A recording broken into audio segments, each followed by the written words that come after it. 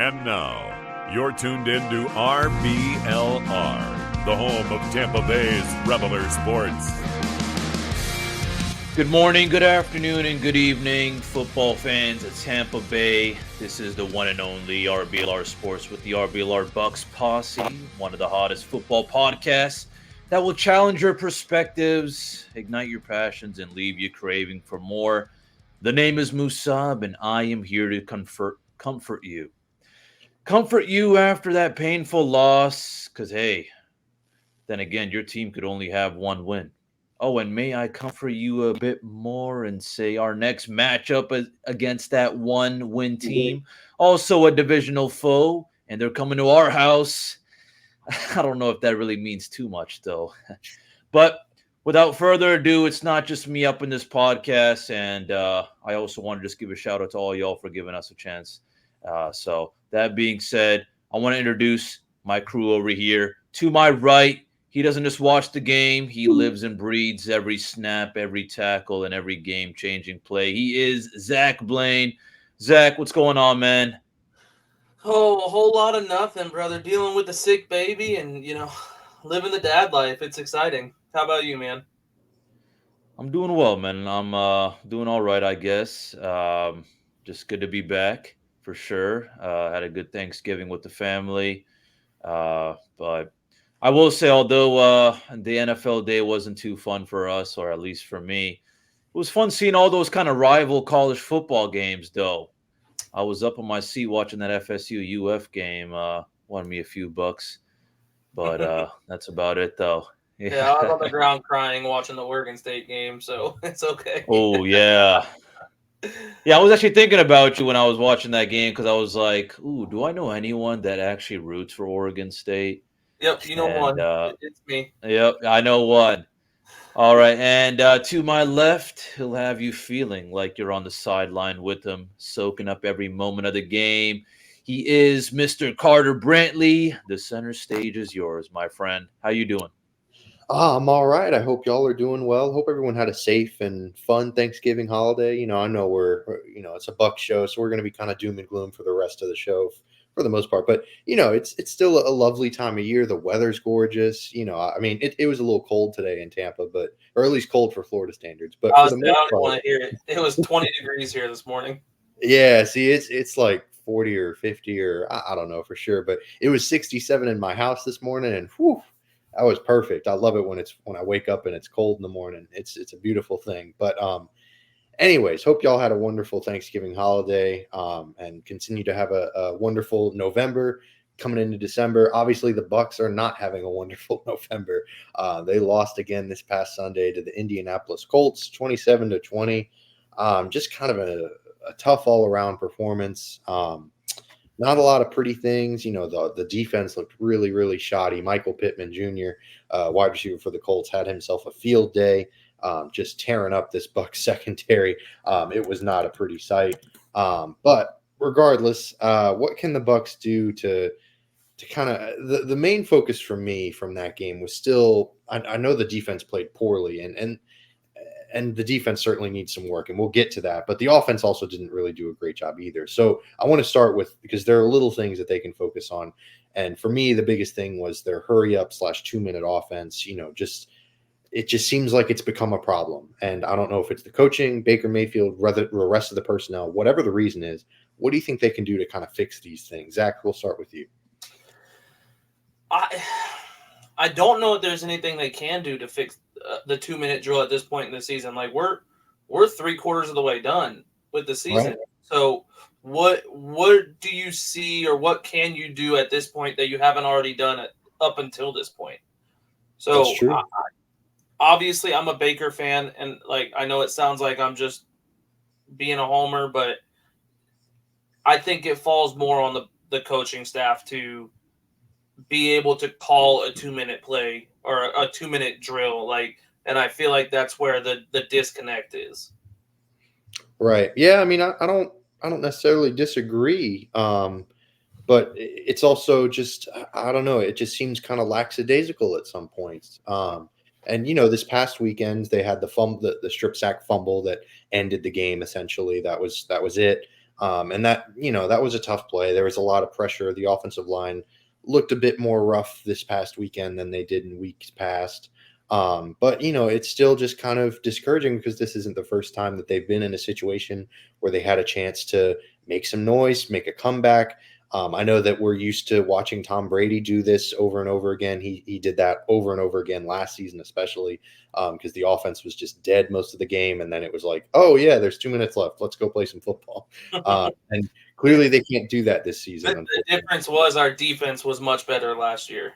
That's also a very good point. Or maybe the opponents they were playing were worse. I don't know. It's it could be a multitude of things. But Musab, how about you? Maybe you're a bit more optimistic. Maybe you see a bright future for this offense in regards to the 2-minute drill. First of all, I want to start with I agree with Zach. I don't want to just put it on Baker or really just any of our players. I do think that fine. There are a little bit of inconsistencies here and there, but what I will say is it's just that we're already kind of 3 quarters throughout the season, and I feel like we need to have some more kind of tricks in the bag, as to what we want to do with this kind of 2-minute drill. My expectations have always been low when it comes to this kind of stuff. I was hoping we would make some kind of magic happen. Honestly, I will say that it was a really big bummer that Tristan Wirfs kind of led that strip sack and then fumble recovery. That really hurt a lot. But I don't know. I just that's really about it, though. Yeah, I mean, the Wirfs giving up the strip sack was definitely the biggest stinger of the game, just because. Yeah, I mean, it's Tristan Wirfs. He's one of the best tackles in football. You certainly don't expect that from him. But yeah, I'm kind of with y'all. At this point of the season, there's not a lot of change that I see forthcoming. The Bucs are who they are, and that includes especially the 2-minute drill. And I'm with y'all. It is the burden does fall mostly on the coaches. I do think that personnel, players as a group, you can do more to kind of push things a little bit, but also if you're hamstrung by the play calling, there's only so much you can do. So certainly I'd say it's about 70-30 coaching versus players. That's around the percentages if I had to assign a percentage for the blame. But now shifting the focus to the other side of the ball, because they gave up 27 points to Gardner Minshew and the Indianapolis Colts, which is kind of depressing. Is the defense, is this just who the Bucs are defensively moving forward, especially since Levante David and Jamel Dean are both potentially going to miss a little bit more time? Or do you think that, maybe they can turn things around and get back to how they were playing before? Musab, we'll start with you. What's your outlook on the Bucs defense moving forward? Yeah, I mean, with Levante David out, I feel like we don't really have someone to kind of save us from those flaws that he does save us from. And then on top of that, with Jamel Dean out, our secondary is already kind of a big mystery mark. Carlton Davis is up and down. It was honestly just kind of what I was somewhat expecting. Our guys still need a lot of more experience. They're, like I said, I would probably summarize his whole kind of performance as inconsistent on both sides of the ball, offense and defense. And that's what the defense as well. Kind of just letting them get away, especially those 4th and inches opportunities that they had that they took advantage of. Just blowing cover. Yeah, we were blowing coverage way too much.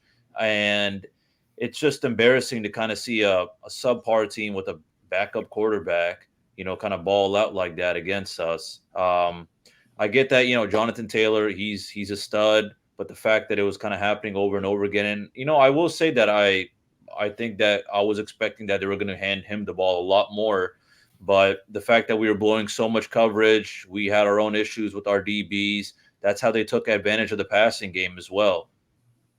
Yeah, I mean, it was kind of shocking to see the Bucs give up so many rushing yards. Like you said, Jonathan Taylor, great running back, but my goodness, I mean, it's still over 150 rushing yards. I can't remember the last time the Bucs gave up that many. I mean, that's obviously Levante David missing is a huge piece of that. But I mean, I swear I felt like it was at least once or twice a quarter. I'm sure it wasn't actually that way, but it felt like there was that little play fake they'd run on 4th and inches or 3rd and inches, and then there would just be someone like wide open down the field, just 20 yards of space, and Minshew would just lob it over there, and it'd be a first down every time. And so, the blown coverages were just nasty. Really, really discouraging stuff. Zach, how about you? Are you just as doomed as me and Musab are, or maybe you're a bit more? You're constantly picking the Bucs to win, so you got to be a little bit more Listen, optimistic. I'm trying to. I feel like I say it every week. I don't expect it when I call. I did expect to win the Colts game. I'm not going to I did front there. too. I Yeah, I expected did to too. win this game, but a lot of the other games, I'm trying to just will it into existence. Right. This defense is dog water. Yeah. It's not a good defense. With Levante David out, I think it showed even more how unreliable Devin White is. And this is a soapbox I will stand on and fight till my death, because Devin White showed us exactly what he is. He's not a leader. He is someone who gives up on plays, and having him as your number one middle linebacker is not a recipe for success at this level. And I think that that's a big part of why we're having issues on defense right now, is with Levante David out, we are relying on him, and it's just not going to work.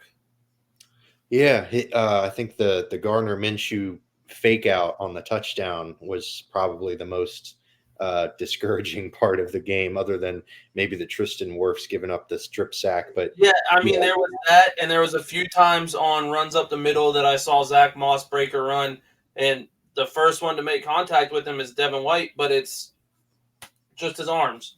right, yeah, very poor tackling, kind of just lackadaisical Yeah, and lazy. Yeah, because Zach Moss, I mean, I know Jonathan Taylor's a great back, and I'm certainly not discrediting his performance because he racked up a bunch of yards, but Zach Moss is having himself quite a year as well. I think he's in the top 5 in like yards after contact or something. There's some advanced, next gen stat that Big Daddy Jeff Bezos and Amazon keeps track of. But yeah, he's been outstanding too. So it's tough. They've got that 2-headed rushing attack and a pretty decent offensive line. So the Colts really took advantage of it, and yeah, Devin White was a huge culprit in that area. He was kind of a big reason why the Colts were so successful. So kind of moving forward, obviously the Bucs take on the Panthers this weekend. Hopefully it's a bounce back game, but how do the Bucs recover from such just an all around bad loss? I mean, do you think? I don't know. It's just they're 1-6 in their past 7 games, so I don't know that I feel as if they can recover. Maybe you feel differently. Maybe you think Baker Mayfield steps up, because he had a great quote. He was just like, "Yeah, everybody's got to get pissed off, and until they're pissed off enough to do something about it, then nothing's going to change." And it's exactly right. So Zach, do you think that maybe Baker Mayfield steps up and is kind of like, "Hey, we got to turn this shit around. Like, this ain't going too good. We got to turn something around." yeah, I'm just glad that we're not snowballing. Right. That's the Todd Bowles quote. Yeah, 1-6 is snowballing. I feel like we still haven't snowballed. Well, then, my man, you got a very weird idea of what not snowballing is, because this is a damn avalanche to me. Yeah. So I think Baker is already being the leader that we wanted him to be. Like, I think he won the locker room over the day that he got into a Bucs uniform. I think that his quotes are disheartening, because it almost feels like you expected this whole team to buy into what we were doing.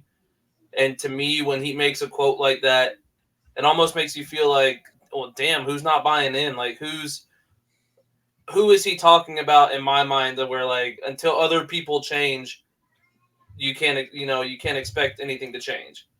Right. I'm hoping he means he wants ownership to fire Todd Bowles because he's ass dookie. But, to me, it felt more like he was talking about certain players. And I think that him speaking up and stating that might make those players play harder, which, fingers crossed, works out for us. Fair enough. Well, Musab, how about you? Do you think that maybe the culprits or the lazy bones of the team are going to step up after these Baker Mayfield comments, or do you think maybe it's like, dude, it's week 13 or whatever, like the ship has kind of sailed? A little bit of both. I mean, obviously, I'm hoping that they are definitely aware, and I think, being that we're going against the Panthers, I think this is a great opportunity for them to step up and really perform to the best of their ability. But for me, I kind of then again, I'm just thinking that this is kind of just a recipe for failure. I feel like the coaching staff is really just hasn't set up people like Baker Mayfield for success. I feel like that's something that he's been struggling with a lot in his career. And I mean, I won't say I'm a Baker homer as much as Zach, but I mean, I really do love what I see from him, and it just really sucks to see again just how kind of up and down our team is on both sides of the ball. So how can we recover from this? It's just really just seeing more consistency, and also just making the best out of it with our injuries. Um, that's all. Yeah, I mean, some guys are being given some chances, and so far they're not really stepping up. It's kind of just next man up, and the next man up is pretty sorry. So it's kind of tough to watch if we're being honest. But yeah, I'm with y'all. I don't think anything's going to change. This is just kind of who the Bucks are, unfortunately. Zach, I know you mentioned Bowles being on. I'm sure he's on the hot seat for both of y'all, and he's on my hot seat as well. But Levante David kind of came out because Levante David, I mean, obviously a player is never going to badmouth a coach, or at least a smart one, especially one like Levante David. Um, so they're never going to openly be like, yeah, we hope he's gone by next week. Like, no, he's going to step up. But Levante David went kind of above and beyond, and he said Bowles was one of the best coaches he's ever played for. So what are your views on Bowles' job security? And does Levante David's quotes maybe change your mind at all, Musab? I mean, they don't really change my mind at all because it's just you kind of can't take these quotes. You kind of take them with a grain of salt. So yeah, what are your views on Bowles' job security? I think that I mean it's time for him to go. Obviously, I don't think in the past we've ever gotten rid of someone mid-season, so Right. we'll have to wait till the end of the season. But I mean, what do you expect Levante David to say? He's not just gonna he's not just completely just gonna start flaming this guy on Right. to the whole public. But it's just embarrassing, the fact that this guy's been with our team. Todd Bowles has been with our team for a while now. We kind of take a defensive minded coach and put him at the head coach position. And we're doing nothing on both ends. All those kind of fourth and inches examples that we were discussing. And then even on the offensive side, the big thing that I noticed was, and I feel like a lot of people were calling him out on that was, he failed to challenge a pass that Mike Evans had got. They ruled it incomplete. And then, you see Mike Evans, someone who doesn't really whine and complain like that, telling Todd Bowles, like, no, like, dude, like, that was a catch. Like, he was adamant on that. But, again, Todd Bowles doing what he always does in the sidelines with this kind of just dry, monotonous looking face, does nothing about it. And he gets saved by Baker Mayfield on that 4th and 10 play. So, I don't know. I don't think this quote really means anything. I feel like everything that comes out of Todd Bowles' mouth is very kind of corporate. When something happens, like someone gets shot in your office, and then the CEO's like, we here at XYZ company are committed to excellence, and here's a free here's a free 5-minute therapy session with someone who graduated from Southwestern Nebraska Community College and University. yeah, DeVry University in 1949, and after your first session, it's only $14.99 per minute. Blah blah blah. That's how I feel, honestly. Anything that comes out of his mouth just means nothing to me. It's very generic. He's dancing with all these questions and dodging the bullets as to what really needs to be addressed. And I'm gonna get off my soapbox now because I'm sure Zach's got some things to say as well. Right. Yeah, I mean, for sure. You're right on, bro. For sure. Before we get into it, I do want to follow up with Zach with a question kind of that's been brought up from what I've been reading. People have kind of pointed out that Bulls was brought on kind of late in the offseason last year, and that this is like year one for Bulls, that he's had his own staff. How much do you buy into that? Or are you still like, no, screw this? Like he's had 2 years now. This is who he is. And he's had more than 2 years. He was head coach of the Jets. Like, Fair enough. Yeah, that's a good point. everyone has to remember this is not his first head coaching job. For sure. I wish we would follow after the Panthers and just, like, maybe not do it 2 years in a row, but get rid of him tonight. Like, I don't want to see him on the sidelines on Sunday, let alone next season. So you want to fire him this, like, like I, in I mid. I wanted to fire him last season. So I mean, I feel like it's a rigged question in favor of me, like for my answer, because I've already been saying I don't like Bowles. I don't think he's an adequate head coach. I don't think he looks lost out there. And to see him consistently screw the same stuff up over and over and over again, it makes you wonder, like, when is it enough? And I know, like Musab said, we're not going to fire him midseason. He'll be here all the way up until the end of this season. And I wouldn't be shocked if he was back next season. I don't think it's Jason's job or Jason's decision. I think it's ownership. But I don't know. I feel like our ownership is just not in tune with what Tampa needs as a head coach. Yeah, I mean it's tough. Yeah, it's hard to fire a guy, in year two who took you to a division title the year before. Especially if the Bucs somehow manage to turn this around and win the division this year. Good Lord, they're not firing him for another 2 or 3 years, no matter Exactly. how bad of a job he does. Unfortunately, and yeah, I'm with you, Zach. I would love to see him uh, get fired after the season, but unfortunately, I'm with you. I do think they bring him back next year. Yeah. I don't think that they axe him because I just think that for whatever misconception, whatever misconstrued reasoning they have in their head, I think that they're just like, oh, well, he needs more time. He needs more time with his staff. I don't know how much I buy into all that stuff. So, yeah, I'm with y'all. I hope that he's gone at the end of the year, but at the same time, I wouldn't be surprised if he's back next year. So yeah, I don't know. This is a sticky situation for sure because they've got that contract with him. They signed him to an extension, so I don't know all the money and everything, but yeah, it's depressing. But one thing that's not depressing, if you're looking to bounce back, and if you're looking for the anti Todd Bowles in regards to gear and swag and stuff like that, definitely check out the RBLR shop. Shop.rblrsports.com. You can check it out there. We'll even throw a promo code your way, Cannon, CANNONS, 10% off your whole entire order when you type that bad boy in. We got Rays, Bucks, Lightning, and Rowdy stuff. If you're looking for something to for a Christmas gift or for a holiday present, whatever you're looking for, we've got it. Looking to support your local sports teams, definitely check it out. We'd really appreciate it. So after that shameless shot plug, we'll get into the Panthers game. But before we do, I do want to take another kind of broad look at the Bucs because as much as this Panthers game we're going to talk about, we're going to get into it. It's a matchup of a team that's 1-6 in their past 7 games and a team that has 1 win on the season. These are 2 pretty awful teams, so we're not, it's worth talking about, but we're not going to exactly take too deep of a look. I want to take a big picture look. Are there any we're kind of near the end of the season, we're past the halfway point, and from y'all's evaluations, are there any players that are worth bringing back or holding back from trades? Like, are there any kind of cornerstone pieces that you see on this roster? Zach, we'll start with you. Are there any guys that you want to see in a Bucs uniform in the future? I mean, our young guys, like Cansey, obviously. Vita Vea, I don't ever want him going anywhere. Antoine Winfield. Yaya Diaby's showing me a lot lately too. And I mentioned him as my player of the week in our group chat, but Servassier Dennis, I think, it could very well be the answer when Levante David leaves.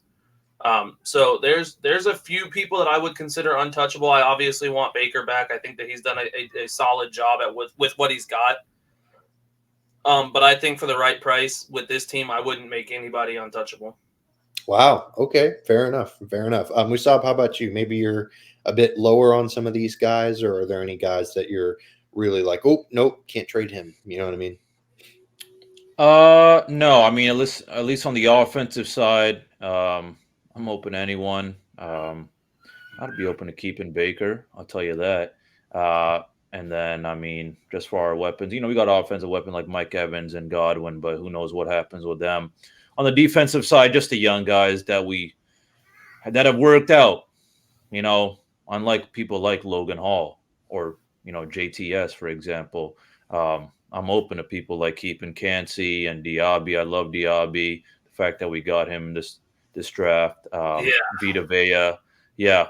I mean, those are the kind of people that I think that if they get the right coaching, they get the kind of right chemistry going on. I mean, they really got a huge or a very high ceiling, is what I meant. Yeah. All right, I Yeah, got your cash apps on the way for saying Baker should stay. So Oh, for sure. appreciate it, man. promise I made you. Oh man, we're a corrupt podcast now. We're taking bribes on the side for our opinions. My goodness, we're we're no better than the U.S. government. Good gracious. Anyways, yeah, I'm with y'all. There's not really anyone that I'd consider like untouchable, like Zach said. Tristan Wirfs is probably the most valuable asset or Yeah. commodity that the Bucs have on either side of the ball. I'd be interested to see if they look into trading him at all, just because, you know, I don't know. It's tough to have a left tackle that's that good, and you know you're going to have to pay him on a rebuilding team. But then again, at the same time, if you bring in a franchise quarterback, you want to set him up for success.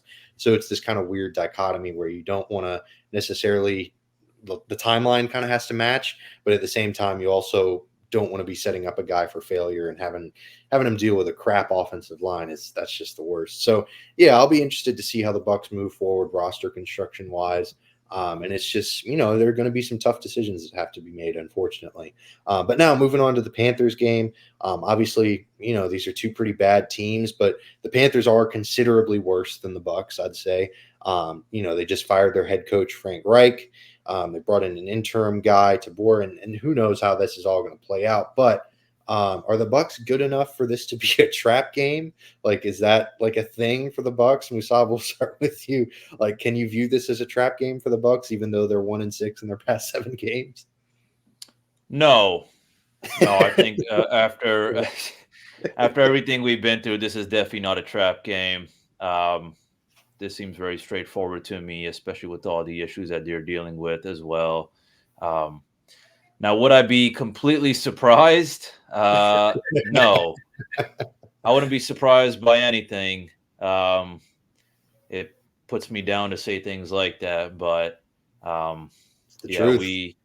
I feel like honestly, it's just like who's got more issues, and it sucks when you got to compare two teams like that, but that's really how it is.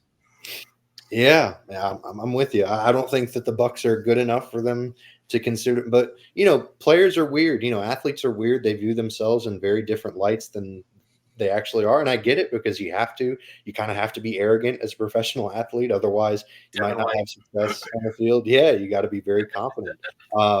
So yeah, I don't know. It's kind of a weird thing, but yeah, like you said, I wouldn't be surprised to see the Bucs lose this game to a really, really bad team with an interim head coach that's galvanized by the new coach. Zach, how about you? Are the Bucs good enough for this to be a trap game, or are you kind of What is Carolina's record the last 7 games? 1-6? 1-6. What is the Right. record the last 6 games? Yeah, 1-6. that's a One good and point. six. That's a good point. Who? This can't be a trap game because we both suck. Right. That's a good point. Just plain and simple. They are the same team as far as record goes. The last 7 games, recency bias would show that this is going to be a bad game of just bad all around players. Like we're gonna That's have, football.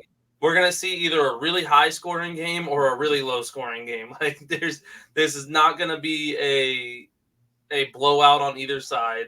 It's gonna be a weird game where Baker Mayfield goes off for like 400 yards. Bryce Young has 4 touchdowns. Like it's just going to be some crazy game where these quarterbacks look like gods because just both teams are dookie.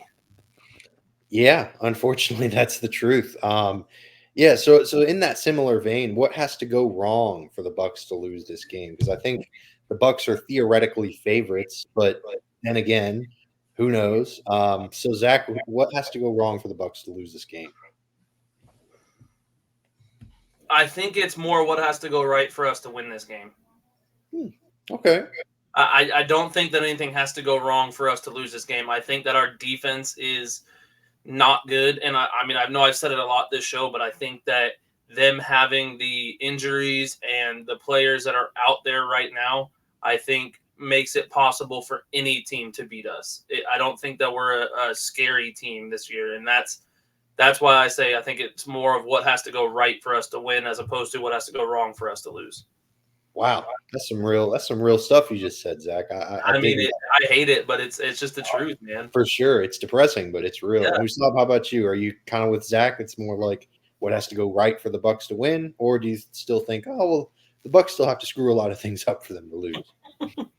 No, I think what Zach said, we're not a scary team at all. I mean, this is the way I kind of see it is, these are like the worst two teams in the consolation bracket. You know what I'm saying? First two So, teams that lost. Yeah. yeah, no, but the worst teams in the consolation bracket as Right. well. You know what I'm Yeah. saying? So, We're the losing teams in the losing bracket. Like this is like, this is where it's like, the Cinderella stories that made it to the March Madness bracket or whatever you want to call it. But no, I think it's just the fact that we've had so many inconsistencies. I wouldn't be surprised if we screwed up again, and then we have these injuries as well.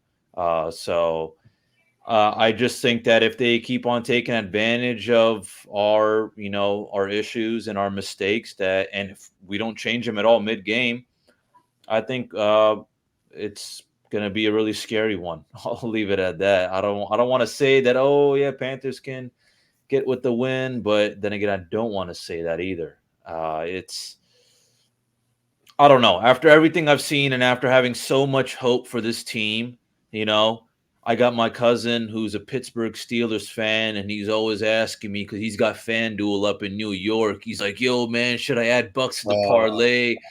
And I sometimes tell him, I'm like, "Oh hell yeah, man, hammer it, man, juice it up, juice up that." I lost like $60 this week on the Bucs, so I don't man, even going bankrupt on the Bucs is nasty. Yeah, dude. And then he sends me a little text with a little like watery eye emoji saying, "I thought you said Bucks were a lock."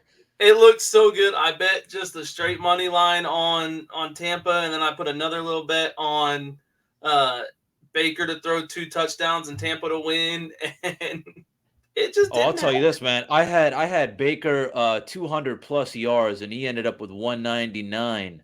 Oh. Yeah. Oh. Yeah. So ladies and gentlemen, that's what's worse than a heartbreak. Yeah. That's what worse. Yeah, that's what worse than being dumped by a girlfriend or boyfriend.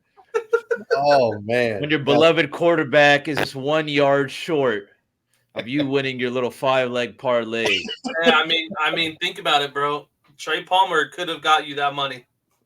Oh man, Yeah. that's harsh. Oh, That's a man. lot to put on Trey Palmer, but hey, it's the truth.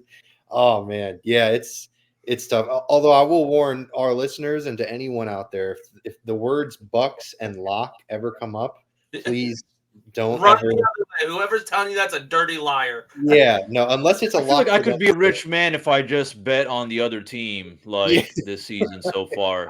I told Michaela this week, I said, I'm just gonna start going against my grain, like against my gut. Whatever my gut says the other way, because I'm god awful at betting, apparently. Yeah. Yeah, it's tough. But anyways, yeah, I mean, let's speaking of gambling, putting money on stuff, not that we're a gambling show, but if y'all had to put money on it, because both of these teams awful, and the bad news with the Panthers is that they don't have a first round pick this year. Like, they're going to be the worst team in football, and the number 1 overall pick that they should have is going to go to the Bears because of Bryce Young. So what are the like, if you were a betting man to either of these teams, we'll ignore the NFC South being the worst division in football, because either of these teams could theoretically make a weird run and win this division. But do either of these teams win a playoff game within the next 5 years? Like, if y'all had to put money on it, do either of these teams win a playoff game in the next 5 years? We saw yes or no. Go ahead. Oof. I'm gonna say, you know what? I'm just gonna have to give a straightforward. I'll say yes at probably year 5, maybe Wow, 4, but year 5. I feel like things could change for sure in the next couple years. Definitely not next year or the year after for sure, but I think there's potential, at least for the Buccaneers, but I don't think so for the Panthers. Wow. Okay. So you're not only saying yes, but you're saying the Bucs. Okay. Fair enough. I Yeah. dig that. Zach, how about you? Are you yes or no? So I'm a yes, but I'm a yes for honestly both of them. I think I think that Carolina is building more for the future now anyway. They are a bad team. There's no doubt about that. Like, I don't think anyone's arguing that. But I do think that they have pieces that could be good potentially. So I see them in the next. I agree with Musab that I think if it's Carolina, it's going to be more towards year 4, year 5 in this 5-year stretch.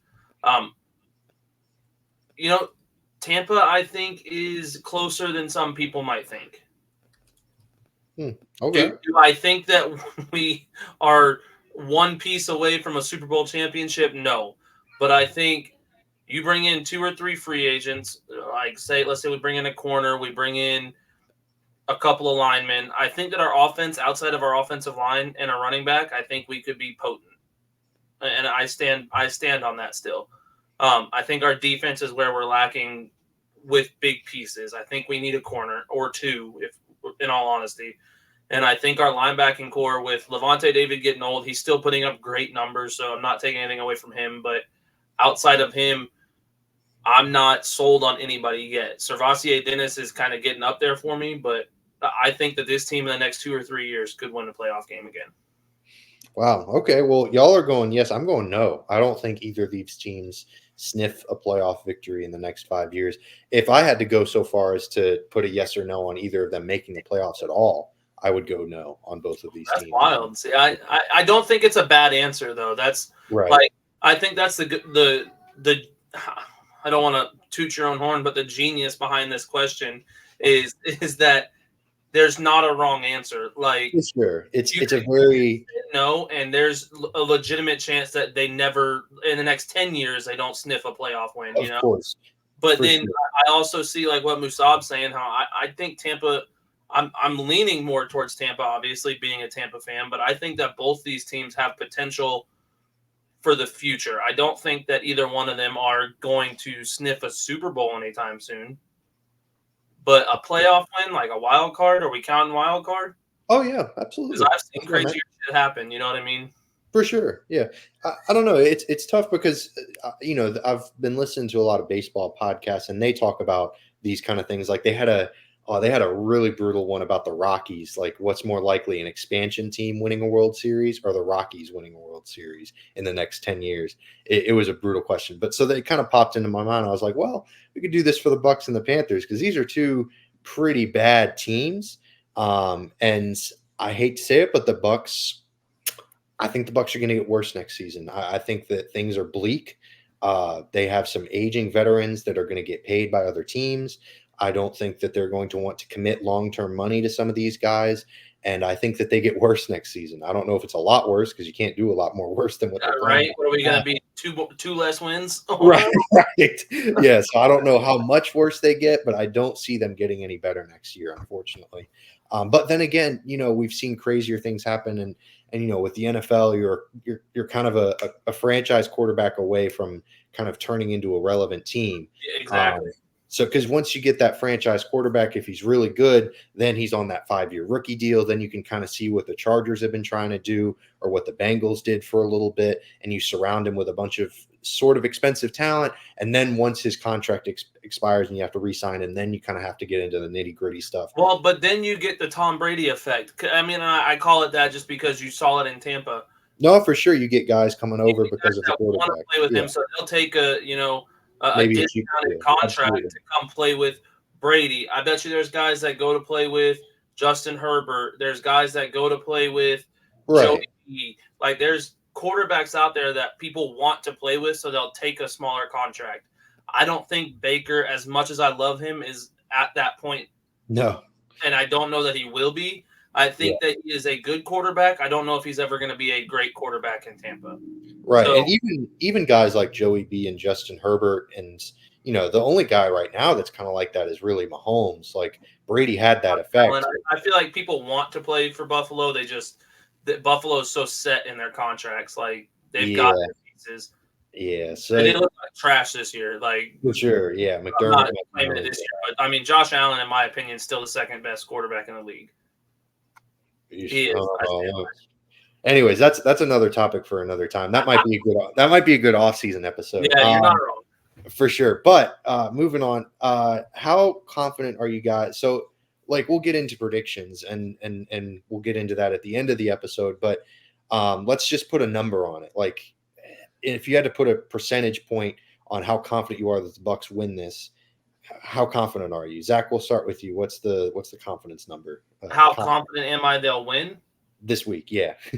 4%. Wow, 4%. Okay. I don't.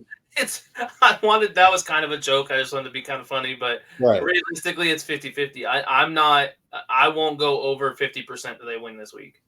Okay. Wow. 50-50 for Zach. Musab, how about you? Are you on the 50-50 train too? No, I'm going 60-40. Okay. I dig that.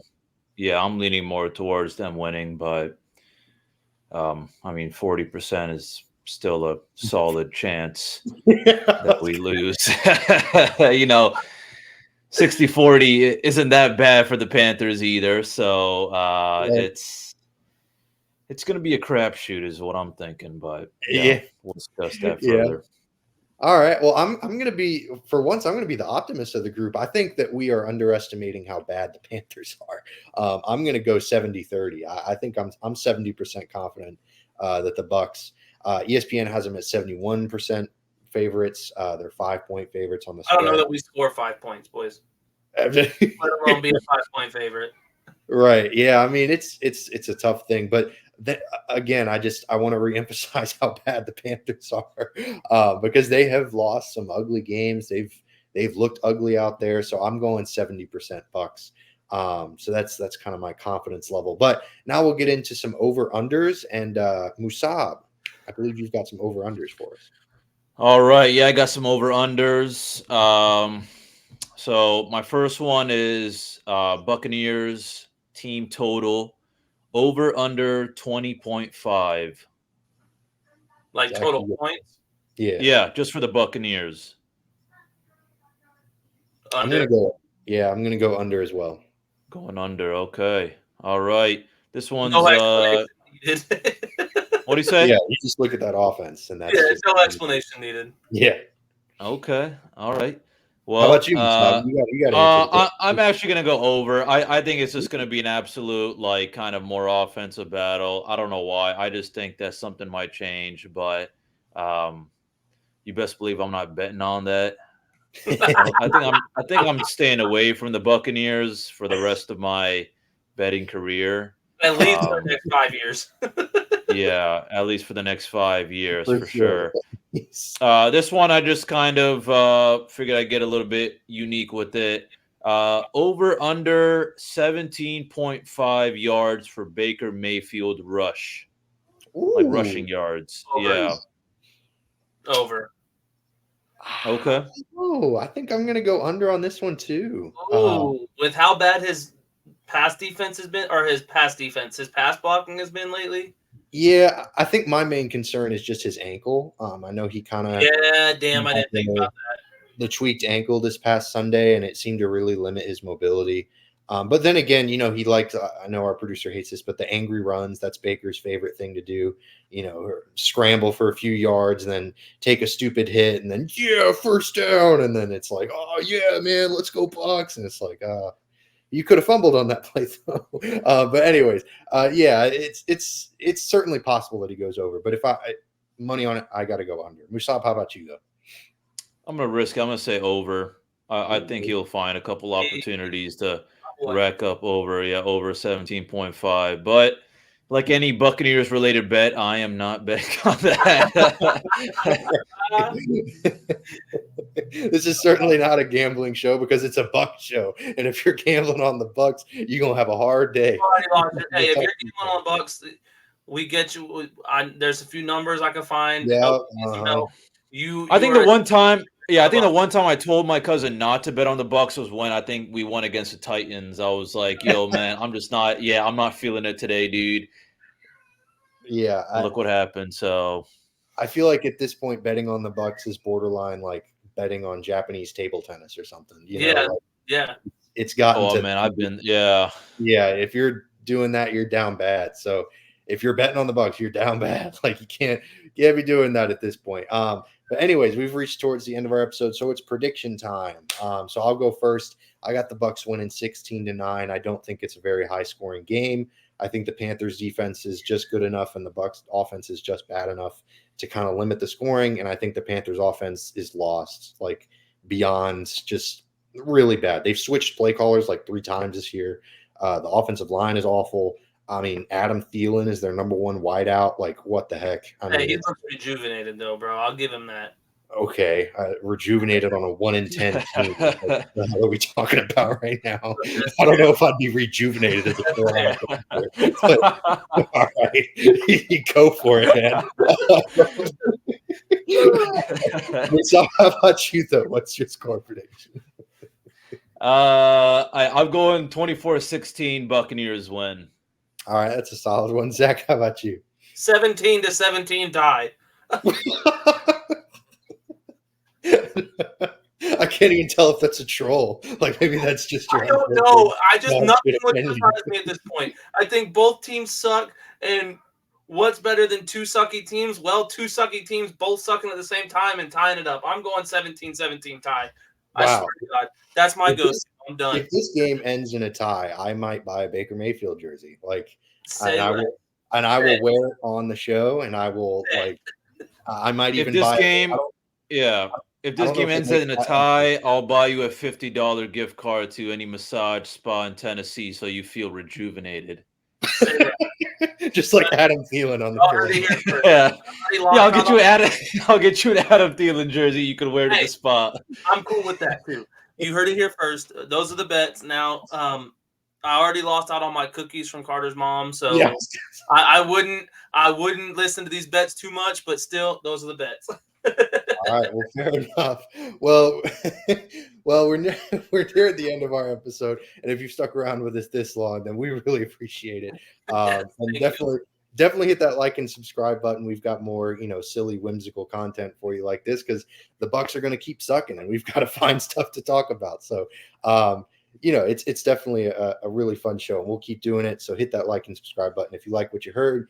But also give us a follow on social media because you've got some wonderful shows about far better teams like the Rays, the Lightning, and the Rowdies as well. So give us a follow on Facebook, Instagram, Twitter, and TikTok at RBLR Sports. Definitely check us out there.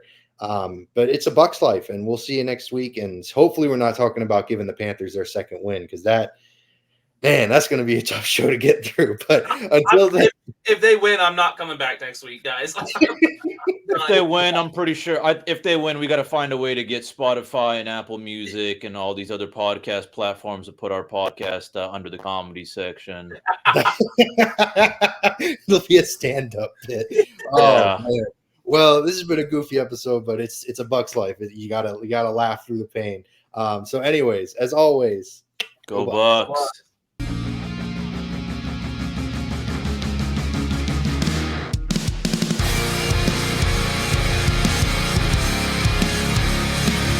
Thank you for tuning into this presentation by RBLR Sports. On your way out of the stadium, please remember to like and subscribe.